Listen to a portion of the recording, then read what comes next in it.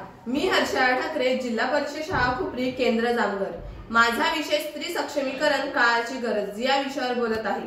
नमो जन्मभूमी जिथे जन्मले मी, नमो आर्यभूमी जिथे वाढले मी, नमो कर्मभूमी जेच्याच कामी, पडो देह माझा नमामि नमामि। या उक्तीप्रमाणे संपूर्ण जीवन दुसऱ्यांसाठी समर्पित करण्याचे सामर्थ्य जिच्यामध्ये आहे, समाजातील नवनिर्मितीचा अंकुर फुलवण्याची ताकद जिच्यामध्ये सामावली आहे, समस्त दानवी वृत्तींना नष्ट करण्याची शक्ती जिच्यामध्ये आहे, वेळ प्रसंगी दुर्गेचे रूप धारण करून समाजातील वाईट वृत्तींचा नाश करणारी, उत्सवातही राबराब राबणारी, कुटुंबाच्या काळजीत स्वतः संपूर्ण विसरलेली, कुटुंबाचे विश्व समजणारी, स्वतः वेळ काढून स्वतःसाठी वेळ नसणारी एक जीवनसर मूर्ती म्हणजे स्त्री। समस्त स्त्री जातीला सलाम करून स्त्री सक्षमीकरण या विषयावर सुरुवात।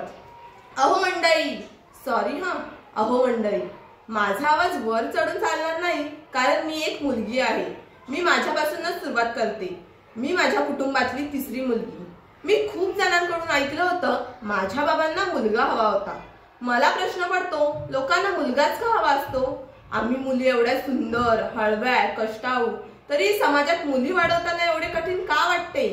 मला कुठे बाहेर पडायचं झालं तर तू कुठे चाललीस, कधी चाललीस, कशाला, कुणाबरोबर, कधी येणार, असे एक ना अनेक प्रश्न पडतात।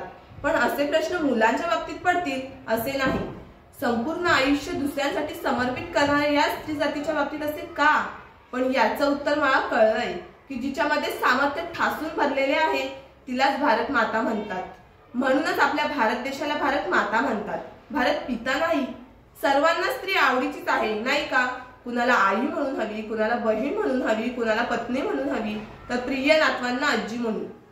पण जर मला कधी परमेश्वर भेटला तर त्याला मात्र एवढं नक्की बजावेल की लोकांच्या मनात एवढं काय पेरलंयस की ज्यांना आई, बहीण, आजी म्हणून हवी असली तरी मुलगी म्हणून का नको असते? पंडित जवाहरलाल नेहरू म्हणतात, एक मुलगी पुढे गेली की सारं कुटुंब पुढे नेतं, नकळत सारा देश पुढे नेतं।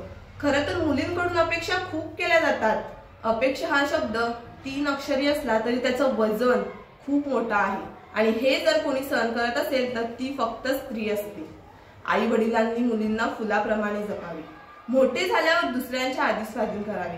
काय परंपरा, कसला इतिहास खरंच माहित नाही, पण शरीराचा एखादा भाग तोडून दूर करावा असं काहीसं वाटतं, तरी केलेल्या तुकड्यांसह जास्त वेदना होतात हे समाजाने विसरून चालणार नाही, कारण हा माझ्या देशाचा संस्कृतीचा भाग आहे। मर्यादा काय बोलू, बाबुल की दुआएं लेती जा जा तुझको सुखी संसार मिले, पण खरंच मिळेल की नाही हे दुसऱ्याच्या हातात।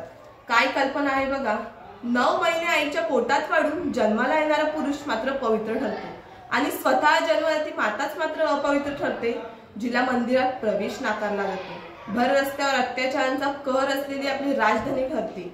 चीड येते अन्यायाची पण हिंमत होत नाही बोलायची, चीड येते अन्यायाची पण हिंमत होत नाही बोलायची, कारण ओसाडणाऱ्या अश्रूंना शपथ असते ती आई वडिलांच्या संस्कारांची। माझं एकच मागणं आहे की मला समजून घ्या। गेले 350 वर्षापूर्वी हिरकणीचा दात घेऊन हिरोजींच्या हातून खणा नारळाची ओटी भरून रायगडाच्या बुरुजाला हिरकणीचे नाव दिले, तो आदर्श, आणि त्या घडविणाऱ्या स्त्री चालते बोलते विद्यापीठ जिजाऊ होत्या। अहो अंधार पडला, उजेडाला पहाटेचा दिवा पाहिजे, अहो अंधार पडला, उजेडाला पहाटेचा दिवा पाहिजे, या महाराष्ट्राला पुन्हा जिजाऊचा शिवा पाहिजे, पुन्हा जिजाऊचा शिवा पाहिजे।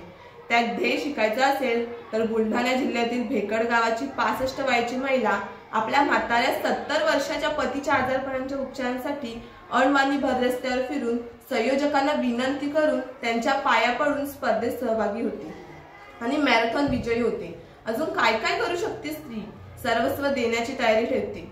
नोबेल पारितोषिक विजेती महिला आपल्या मलाला भाषणात म्हणते, आभारी आहे बाबा तुमची, माझ्या पंखांना बंद न करता उडण्याचं प्रकृत्य केलंय। म्हणतात ना, education is the only weapon to change the world. आपण स्त्री म्हणून जन्माला आलो याचा अभिमान बाळगा। आपल्याला सहनशक्ती ही जास्त आहे हे विज्ञानाने सिद्ध केले आहे। प्रतिकूल परिस्थितीला पेलण्याची ताकद देते हे कधीच विसरू नका, आणि जीवनाला सामोरे जा। ज्यांच्यापासून आदर्श घ्यावा अशा अनेक स्त्रिया तुम्हाला माहिती असतील। वयाच्या 12व्या वर्षी इंग्रजी शाळेत जाऊन इंग्रजी शिकून अवघ्या 3 वर्षात MDA झालेल्या भारताच्या पहिल्या डॉक्टर आनंदीबाई जोशी। वयाच्या 14व्या वर्षी मुलींची वानर सेना तयार करून त्यांच्या सेनापती बनून स्वातंत्र्य लढ्यात काम करणाऱ्या भारताच्या पहिल्या स्त्री पंतप्रधान इंदिरा गांधी. ज्या काळात पतीच्या मृत्यूनंतर पत्नीला सत्ती जावे लागत होते, त्या काळात आपल्या पतीकडून शिक्षणाचे धडे गिरून शेणादगडाचा मारा सहन करून स्त्रियांच्या शिक्षणासाठी पुढे होणाऱ्या भारताच्या पहिल्या स्त्री शिक्षिका क्रांतिज्योती सावित्रीबाई फुले आज मेधा पाटकर सामाजिक तत्वांवर लढा देत आहेत. किरण बेदी यांनी पोलीस खात्यात नवा आदर्श निर्माण केला आहे. सानिया सिंधू यांनी टेनिस बॅडमिंटन मध्ये साऱ्या जगाचे लक्ष वेधले आहे. अशा अनेक स्त्रियांपैकी तुमचा आदर्श तुम्ही ठरवा.